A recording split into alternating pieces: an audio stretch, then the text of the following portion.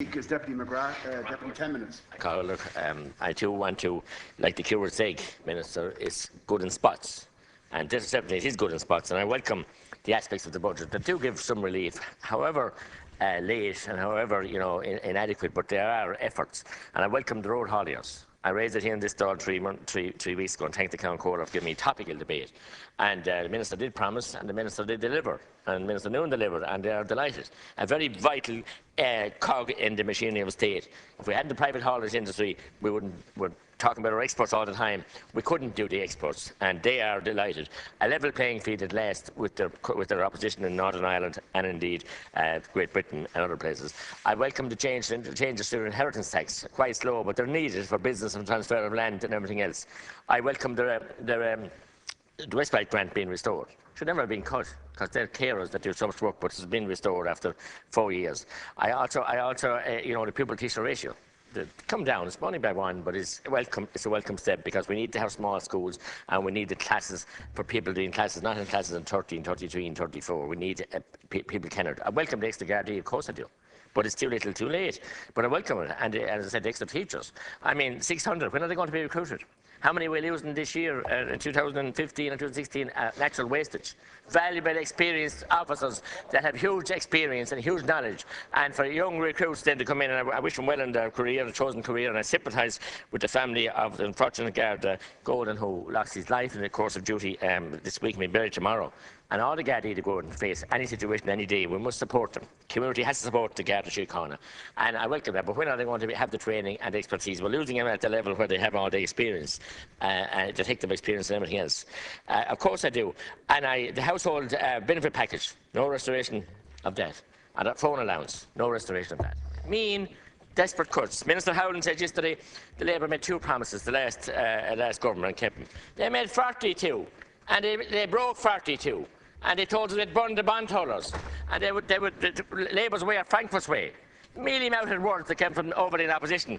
But did they think the people forgot that? No, they didn't, and the people haven't forgot that. As I said, the bereavement grant, no restoration either. 2 years ago you taxed the hearse. I said last year you taxed the shroud, this year you didn't. But you nearly did, and would, because that's the kind of mean-spirited attitude. Not the Labour Party that I knew, that was founded in my own town of Clonmel. People like Sean Tracy, still alive, former Count Cola, and John Ryan North Tip and Dan Spink. People, honest to goodness, people who represented ordinary people. Not getting into bed being a mudgap for the Fine Gael government that only look after the rich. And that's who the people who gained yesterday were the people who are the high earners in the tax cuts, not somebody on low to medium income. They'll only get a couple of hundred a year. A higher income, again, got the 900 and the 1,000 euro per year. Since 2009, I said, all the people in the state and pension households have lost 13 euro a week. You're going to give them back 3, aren't you wonderful? 3 into 13. Imagine, my maths and was up. No, could I have the same protection of the chair, Carl Hiller, as I gave to others? No, the €3 a week, while I welcome it, it's paltry. When you see all the attacks and the way they've been undermined by Labour above anybody else, and Minister Howland having this prestigious position in the giant 4 in government, himself and Minister Noon, Taoiseach and Taoiseach. And also 100,000 older people are living in deprivation. Not my words. They're the words that organisations, valuable, respected organisations, and Peter McVerry, and all the work they have done. And with Minister Kelly, couldn't deliver a house yesterday, not even a prefab. He wouldn't deliver a hen house. That's what he wouldn't. He's been in shambles to the way housing was treated, and homeless crisis, people dying on the streets day after day. 2,000 people approved for housing, family units approved for housing in Tipperary, his own county. 2,000. 5,600 is the best estimate I can get of people are waiting list to be approved. 2,000 improved, and he hasn't delivered a dozen houses in his term as Minister for Environment, and all his talk and codswallop and delivery of this. Not a hen house, not a little tree house he wouldn't deliver. And neither will his department and many of the local authorities. We have to get the people who can build these. The voluntary housing sector are being overlooked because there's no profit to be made there, and there's no big company, big business here, and we've no people trying to come in now and supply all these prefab houses and have them make profits as well. And my colleague here alludes to that. He doesn't want to see fat cats being created elsewhere. And then we had NAMA.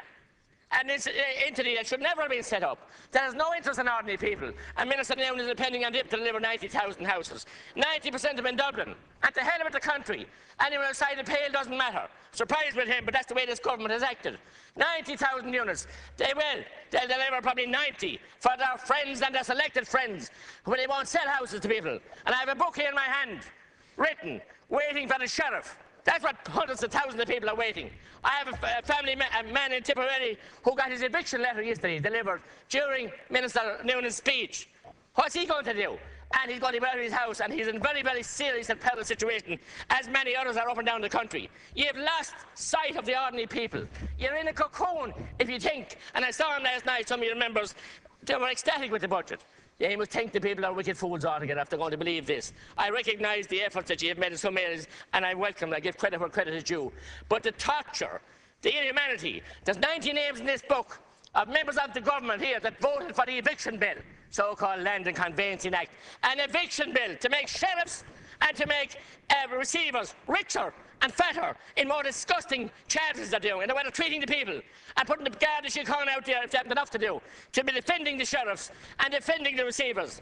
A low-grade industry that are paralysing people and have no interest in anybody, only how much money they can make. In some cases, the sheriffs, their wives or their partners are already the court clerks or the court highest officer in the land. It's despicable and disgusting. It's all fine because they're all your friends, and they're all your friends that you've appointed to the judiciary. You were going to have new politics, new era, transparency. It's the most untransparent government. I came here 8 years ago, and we get a budget day, and we get everything in the budget. It started to change shortly after I've been here, but now we get the budget the week before. Last Friday night, in the middle of a terrible tragedy in Dublin, you were able to announce 1.5 billion. You announced massive supplementary estimates for health. Why can't you be honest with the people that are waiting for 4 years for operation, in pain, in agony? Why can't you put the money into the hospitals? Why can't you support the frontline nurses and doctors? You come out with your codswallop of it, and now we're going to have an under 12 medical card free, without any consultation with the AGP, without any consultation with the IMO, a contract that's 40 years old that you promised to renegotiate.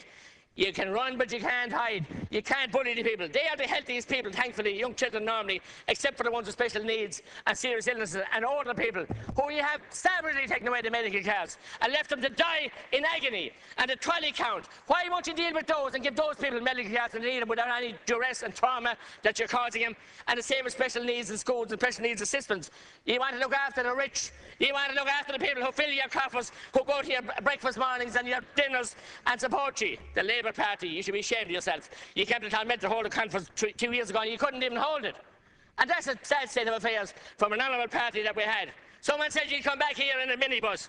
I think you'd come back in a hybrid car, and we'll only be a 2-seater. At best a 4-seater, at most a 7-seater. Because the people are furious with you, because you've abandoned them. You've abandoned them in the countryside, in the streets in Dublin and every place else. You won't pass legislation. I brought in a bill here 3 times, the Scrap and Precious Metals Bill, to protect people in their homes. You won't look at the bail laws. There's too many friends, solicitors, and you have too many people in cabinet that are solicitors and barristers. You won't look at the free legal aid, because you have too many people making too much money out of it.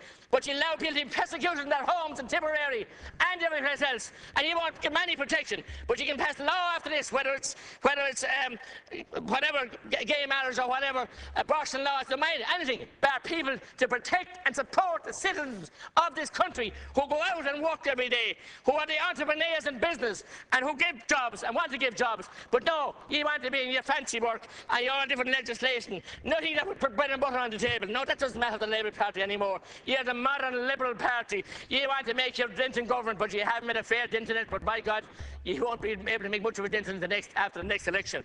As far as Taoiseach Kenny, Castlebar is just enough for me to say. It's closed down.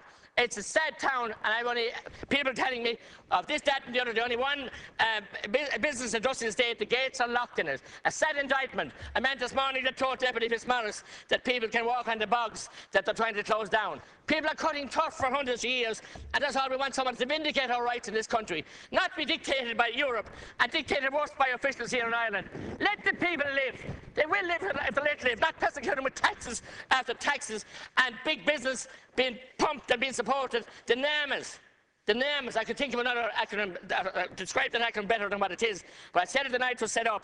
So like a wild animal in the woods being released, no one knows where to end up. If you think that they'll deliver 90,000 houses, they won't deliver 90, and they'll be for their friends who they won't sell the house that I'm talking about, the man being evicted today. They won't sell the house to his brother-in-law because they want to sell it to their own friends. This is disgusting corruption that's going on in this country, and you should be ashamed of yourself. Good man, good.